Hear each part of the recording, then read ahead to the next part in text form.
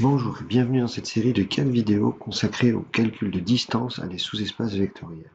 Donc, il s'agit de méthodologie sur ce type d'exercice et nous allons commencer avec l'épisode 1 qui va donc concerner deux questions. La première, il s'agit de montrer qu'une certaine application est un produit scalaire sur un ensemble de polynômes. Et dans la deuxième question, il s'agit d'en profiter pour calculer la distance d'un polynôme à un sous-espace vectoriel. Donc, première question, intéressons-nous à cette application qui est censée définir un produit scalaire. Il va s'agir de faire 4 choses. Il va s'agir de prouver qu'il s'agit d'une forme bilinéaire, symétrique, définie positive, ce qui prouvera qu'il s'agit bien d'un produit scalaire. Première chose, déjà, ce qui n'est pas toujours vérifié par les personnes qui font ce type d'exercice, c'est qu'il s'agit de vérifier que l'application va bien de R2 de x dans R, ce qui est bien le cas ici, puisqu'on obtient bien un nombre, une somme de polynômes pris en certaines valeurs. Il s'agit dans un premier temps de vérifier aussi la symétrie. Alors la symétrie, je ne l'ai pas détaillée, elle est totalement évidente. Donc l'application, si je la prends en P et en Q, est égale à la même application prise en Q et en P. Donc on a bien la symétrie. Pour la linéarité en général, il s'agit d'une question qui n'est pas trop difficile. Donc ici, je l'ai rédigé de manière un petit peu plus technique. On a en fait linéarité de l'application qui est un polynôme P associe la valeur de ce polynôme pris en K, pour K valant successivement 0, 1, 2. Puis on a linéarité de l'application somme, et donc on en déduit que l'application est bien linéaire selon la première variable, ici en l'occurrence P. Et par symétrie, on va bien avoir la bilinéarité puisqu'on aura la linéarité suivant la seconde variable. On peut sinon faire le calcul classique de linéarité en fixant Q et en remplaçant P par lambda P plus P tilde, par exemple. Par la suite, il faut démontrer que l'application est positive. Alors, positive, je le rappelle, il faut démontrer que quel que soit le polynôme dans R2 de x, le produit scalaire, en tout cas le futur produit scalaire de P avec P, doit être positif ou nul. Ici, si on fait le calcul, on s'aperçoit qu'il s'agit d'une somme de carrés, donc c'est bien une application positive. Reste à ce qu'elle soit définie positive. Donc, faisons un petit peu de place. Pour qu'elle soit définie positive, cette fois-ci, il faut encore regarder P scalaire P égale à 0, et il faut que P scalaire P soit nul si et seulement si P est le polynôme nul. Or, si P scalaire P est nul, ça veut dire qu'une somme de carrés est nulle. Or, une somme de carrés est nulle si et seulement si chacun des carrés est nul. Donc ce polynôme P admet au moins 3 racines et il est de degré inférieur ou égal à 2. Donc c'est nécessairement le polynôme nul. Ce qui veut donc dire que l'application est donc bien définie au sens de définie positive, et donc il s'agit bien d'un produit scalaire sur R2 de x, puisqu'il s'agit d'une forme bilinéaire symétrique définie positive. Voilà pour cette première question. Alors intéressons-nous maintenant à la réelle question importante, le calcul de la distance du polynôme x au carré à un sous-espace vectoriel f. Alors bien entendu, f, je pense que vous aurez reconnu la définition de R1 de x, l'ensemble des polynômes de degré inférieur ou égal à 1. Alors comment calculer une distance? Une distance, en fait, par définition, c'est le minimum des distances donc, entre x au carré et p, où p est un polynôme décrivant l'espace vectoriel f. Mais d'après le cours, on sait aussi que la distance entre un polynôme ou entre un vecteur et un sous-espace vectoriel, c'est la norme de ce vecteur moins sa projection orthogonale sur ce sous-espace vectoriel.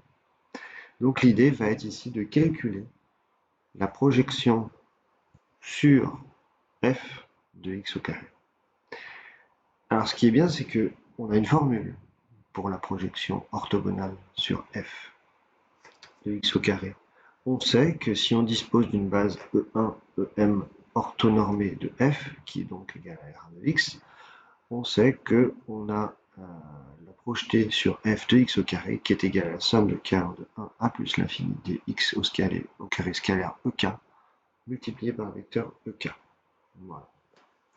Donc, il s'agit donc de la somme des composantes du vecteur x au carré sur la base E1, EM de vecteur de f, qui est donc une base orthonormée. Le problème, c'est qu'on n'a pas nécessairement de base orthonormée.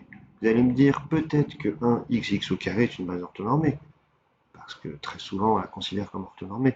Oui, mais ça c'est pour le produit scalaire canonique usuel.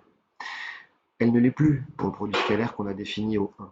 Donc il faut appliquer le procédé de Gram-Schmidt pour l'orthonormaliser et ensuite pouvoir appliquer la formule.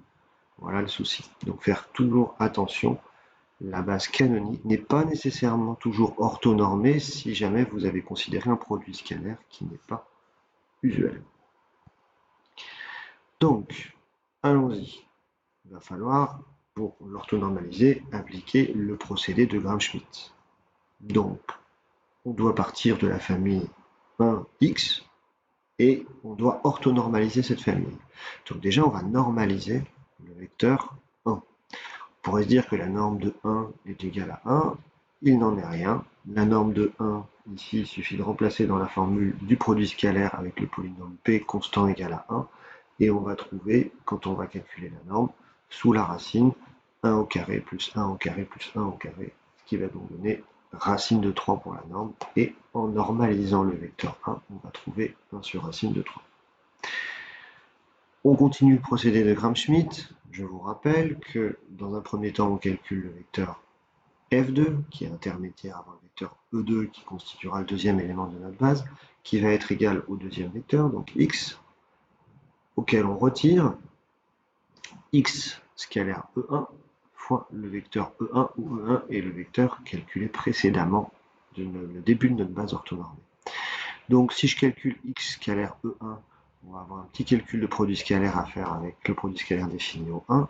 On va mettre la norme de E1 qui va apparaître deux fois, une fois dans le produit scalaire, une fois derrière, en facteur, et on va avoir racine de 3 au carré au dénominateur. Si je calcule le produit scalaire, on va tomber sur 1 au final, puisqu'on va faire 3 sur 3. Donc, on va trouver x moins 1. Maintenant, ce vecteur F2, il va falloir le normer. Donc, E2 va être égal, vous voyez la petite erreur, à la norme à F2 sur la norme de F2. Et la norme de F2 est égale donc à racine de 2 si je calcule la norme du vecteur x moins 1. Donc finalement, le vecteur E2, cette fois-ci c'est bien E2, sera égal à 1 sur racine de 2 multiplié par x moins 1. J'ai donc ma famille orthonormée de f qui est bien une base, puisqu'il s'agit d'un espace vectoriel de dimension 2. Il ne me reste plus donc qu'à appliquer ma formule sur le projeté. Je fais un peu de place et j'applique ma formule bêtement et méchamment. Ma somme ici se limite à deux termes et j'ai bien la somme des composantes suivant EI, E1 et E2 du vecteur x au carré. J'ai donc deux produits scalaires à calculer ici. Donc le produit scalaire entre x au carré 1 et le produit scalaire entre x au carré et x moins 1. Je les calcule. Le produit scalaire entre x au carré et 1, ça va faire x au carré évaluant 0 multiplié par 1 évaluant 0, 0, plus la même chose évaluant 1, 1 fois 1, plus la même chose évaluant 2, donc 2 au carré fois 1, c'est-à-dire 4. Au final, 5 pour le premier produit scalaire, et pour le second, de la même manière, on obtient 4. Ne reste plus qu'à remplacer, on obtient l'expression du projeté. Une fois qu'on a l'expression du projeté, bien entendu, ce n'est pas fini, il faut calculer la distance. Donc la distance, c'est tout simplement la norme de la différence. De la différence entre quoi? Entre x au carré et le vecteur 2x moins 1 tiers. Donc il ne me reste plus qu'à calculer la norme du vecteur ou du polynôme x au carré moins 2x plus 1 tiers. On fait le dernier calcul de distance et on va trouver donc la racine de 1 tiers au carré moins 2 tiers plus moins 2 tiers au carré plus encore 1 tiers au carré. Et on trouve au final racine de 6 sur 3 si on remonte la racine au numérateur. Voilà sur ce premier épisode concernant les calculs de distance.